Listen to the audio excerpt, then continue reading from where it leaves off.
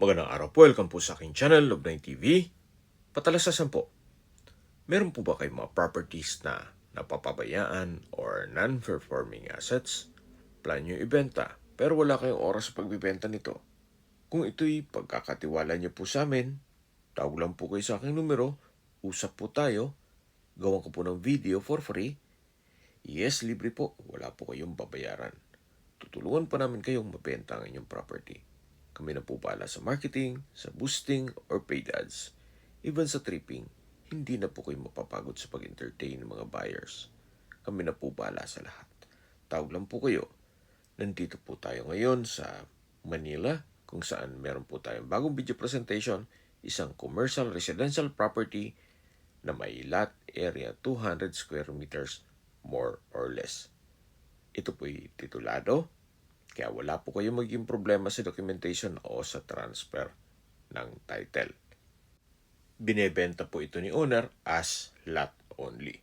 Kung meron man po kayong nakikitang old structure, yan naman po'y for free na lang. Pero ganun pa man, ito'y income generating pa rin po. May nangungupahan pa rin dito sa commercial building.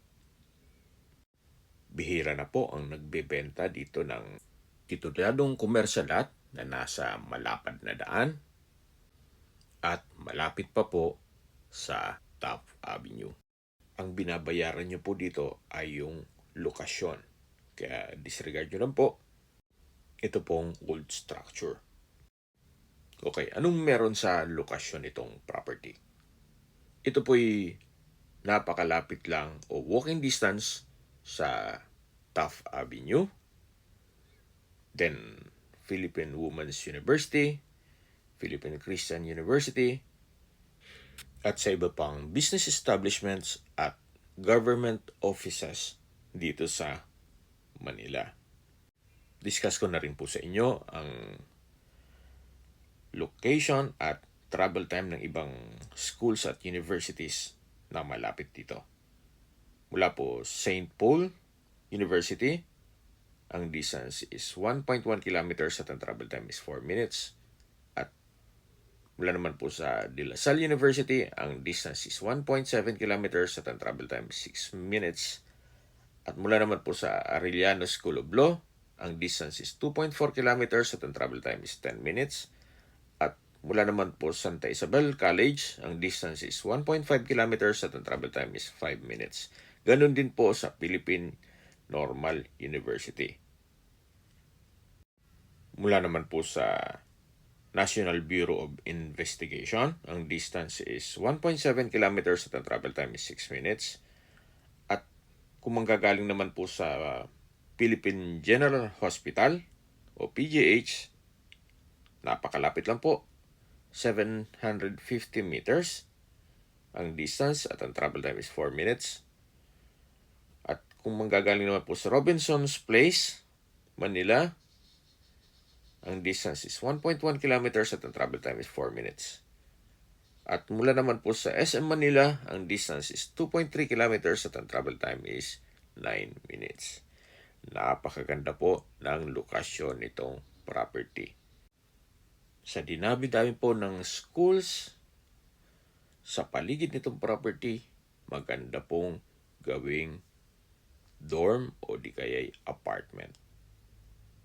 Then sa baba, pwede nyo pong lagyan ng commercial space. Okay, sa presyo na po tayo. Binebenta po ito ni owner sa halagang 30 million pesos.